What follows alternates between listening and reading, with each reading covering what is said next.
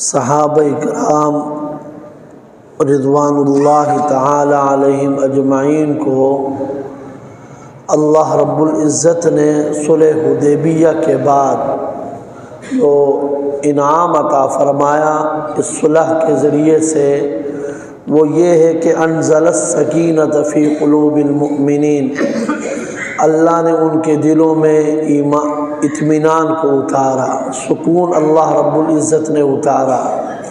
دل پریشان تھے، وہ مضطرب تھے کہ یہ کیسی فتح ہے۔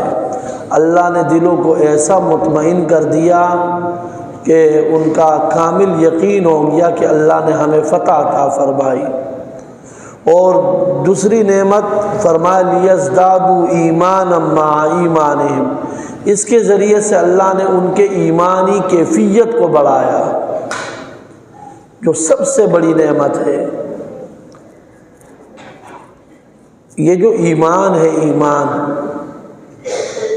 یہ بہت بڑی نعمت ہے اللہ رب العزت کی طرف سے۔ ایک حدیث میں آتا ہے رسول اللہ صلی اللہ علیہ وسلم نے فرمایا، حضرت ابو ہریرہ رضی اللہ تعالی عنہ سے روایت ہے، عن ابی ہریرہ رضی اللہ تعالی عنہ ان رسول اللہ صلی اللہ علیہ وسلم قال بادروا بالاعمال۔ حضرت ابو ہریرہ فرماتے ہیں کہ رسول اللہ صلی اللہ علیہ وسلم نے فرمایا کہ تم لوگ نیک اعمال میں جلدی کرو، نیکی کے کاموں میں کبھی بھی تاخیر مت کرو۔ وجہ کیا ہے؟ فرمایا فتنن کقطع اللیل المظلم، ان فتنوں کے آنے سے جو اندھیری رات کے ٹکڑوں کی طرح ہوں گے، ان کے آنے سے پہلے پہلے تم نیک اعمال کر لو، بعد میں فتنے ہی فتنے ہوں گے۔ اس قدر فتنے آئیں گے کہ نیک اعمال بندہ کرنا بھی چاہے گا تو نہ کر پائے گا، تو اس لیے ان فتنوں کے آنے سے پہلے پہلے ہی نیک اعمال کرو۔ ان فتنوں کی صورت کیا ہوگی؟ رسول اللہ صلی اللہ علیہ وسلم نے فرمایا یصبح مؤمنا ویمسی کافرا، بندہ صبح کو مومن ہوگا اور شام میں کافر ہوگا۔ ایسے فتنے ہوں گے کہ صبح مسلمان ہوگا اور شام کو کیا ہو جائے گا؟ کافر ہو جائے گا، اسے پتہ بھی نہیں چلے گا کہ میں مسلمان ہوں بھی کہ نہیں بھی ہوں۔ ایسا فتنوں کا دور آئے گا۔ اللہ ہم سب کے ایمان کی حفاظت فرمائے۔ فرمائے ایسے فتنے آئیں گے کہ بندہ صبح کو کیا ہوگا؟ مومن، اور شام کو کیا ہوگا؟ کافر۔ شام کو مومن ہوگا اور صبح کیا ہوگا؟ کافر۔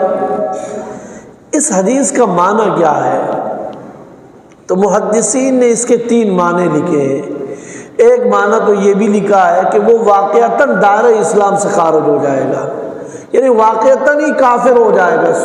صبح کو مومن ہوگا اور شام کو یقیناً اور حقیقتاً وہ کافر ہو جائے گا اور دار اسلام سے نکل جائے گا۔ اور دوسری صورت اس کی یہ ہے، فرمایا کہ وہ کافروں والے اعمال کرے گا، کافر تو نہیں ہو جائے گا لیکن صبح مومنوں والے اعمال کرے گا اور شام کو ایسے اعمال کرے گا جو کافروں کے اعمال ہوں گے۔ اور تیسرا معنی محدثین نے یہ بھی لکھا ہے کہ وہ کافروں کی مشابہت کو اختیار کر دے گا۔ تو ایسے فتنے کے دور میں اپنے ایمان کو بچانا یہ بہت بڑی نعمت ہے اللہ رب العزت کی طرف سے۔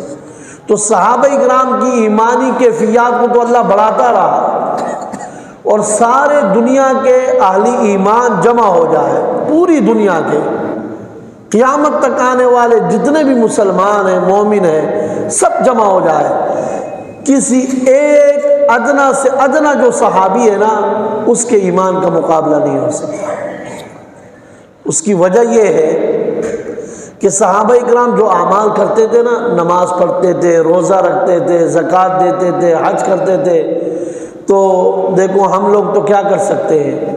دعا کرتے، اے اللہ ہماری نمازیں قبول فرما، اے اللہ ہمارا صدقہ قبول فرما، اللہ ہماری تلاوت قبول فرما، ہم دعائیں کرتے ہیں۔ پتہ نہیں قبول ہے بھی کہ نہیں بھی، دعا کرتے ہیں اللہ کی بارگاہ میں، لیکن صحابہ کرام دعویٰ کر سکتے تھے کہ ہم نے جو نمازیں حضور کے پیچھے پڑھی ہے نا وہ یقیناً قبول ہے۔ یہ ہم میں اور ان میں فرق ہے۔ صحابہ کرام کا جو مقام ہے نا وہ اس قدر بڑھیا ہے، حیران ہے۔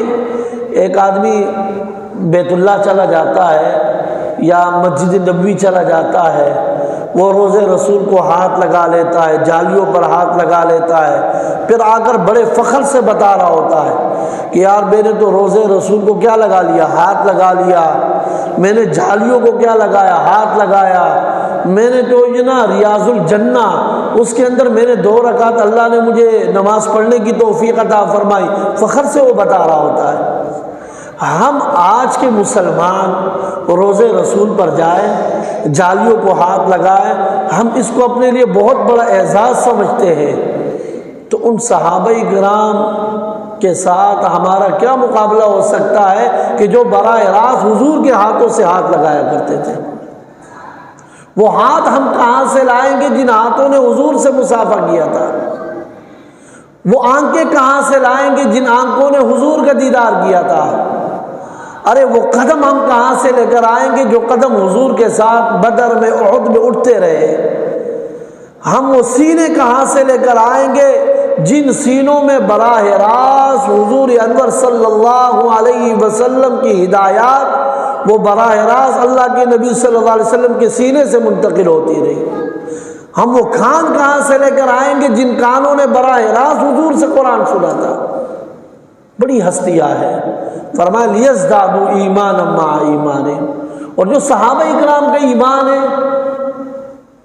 صحابہ اکرام کا ایمان ہے وہ اس قدر کامل ہے، اس قدر مکمل ہے۔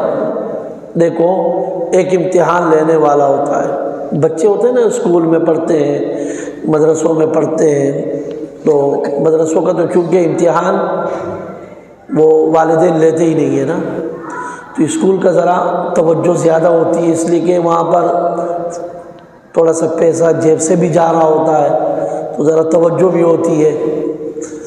تو یہ جو اسکول میں پڑھ لیتے ہیں، شام کو آ رہا ہے، ابا بھی پوچھ رہا ہوتا ہے کہ آج کیا پڑھا ہے کیا نہیں پڑھا ہے، پھر وہ امتحانی رزلٹ پر جاتے پوچھتے کہ میرے بچے کا رزلٹ کیسا ہے اور کیسا نہیں ہے۔ یہ امتحان کون لوگ لیتے ہیں؟ عام انسان لیتے ہیں۔ صحابہ میرے اندر کتنا ایمان ہے اس کا امتحان اگر لیں گے تو اگر کوئی عام آدمی لے گا تو وہ کہے گا ماشاءاللہ امام صاحب یار نماز بھی پڑھتے، قرآن بھی پڑھتے، ماشاءاللہ اچھا آدمی ہے، ٹھیک ہے جی۔ تو عام انسان ایک دوسرے کا امتحان لے رہے ہوتے ہیں۔ صحابہ کرام کا امتحان کس نے لیا؟ اللہ نے لیا۔ اور کیسے لیا؟ فرمایا کہ اولئک الذین امتحن اللہ قلوبہم، میں اللہ نے خود صحابہ کرام کا امتحان لیا، خود اللہ نے لیا۔ اللہ سے تو کوئی چیز ویسے بھی نہیں چھپ سکتی، اللہ نے صحابہ کرام کا امتحان لیا۔ اور کہاں کا امتحان لیا؟ فرمایا قلوبہم، میں اللہ نے اس جگہ کا امتحان لیا جہاں پر میں اللہ کے سوا کوئی اور جا ہی نہیں سکتا۔ اور وہ جگہ کون سی ہے؟ میں اللہ نے ان کے دلوں کے اندر کا امتحان لیا کہ دل میں کیا ہے، ظاہر کا بھی نہیں لیا، دل کے اندر کا امتحان میں اللہ نے لیا۔ اللہ وہ امتحان جب آپ نے لیا تو آپ نے ان کے دلوں میں کیا پایا؟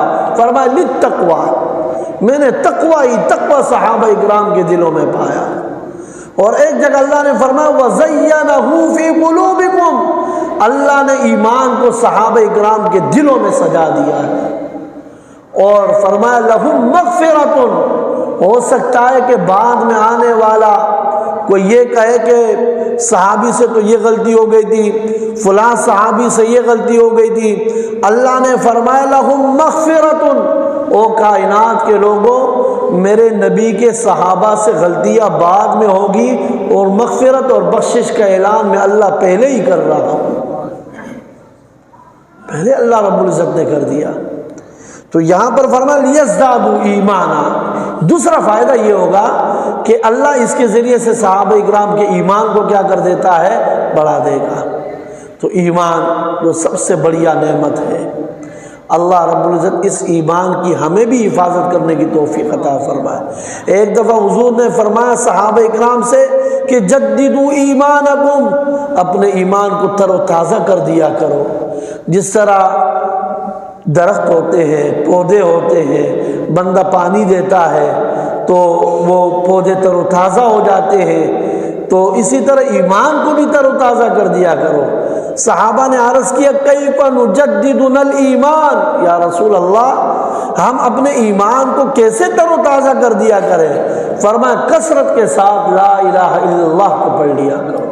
معنی یہ کہ کثرت کے ساتھ اچھے اعمال کرو، اللہ کو یاد کیا کرو، ایمان تر و تازہ رہے گا۔ کثرت کے ساتھ اللہ کو یاد کرو، بازار میں ہو، دکان میں ہو، گھر میں ہو، رات کی تاریکی میں ہو، اندھیرے میں ہو، اور کوئی غلط خیال آ جائے، کوئی گناہ کی طرف دل مائل ہونے لگ جائے، فوراً اللہ کو یاد کیا کرو، کہ ایسا نہ ہو کہ اللہ رب العزت میرا مواخذہ فرما لے۔ اللہ مجھے اور آپ کو کہنے اور سننے سے بڑھ کر عمل کی توفیق عطا فرمائے۔ اے اللہ ہمارے گناہوں کو معاف فرما، پروردگار ہماری غلطیاں معاف فرما۔ وصلی اللہ علی النبی۔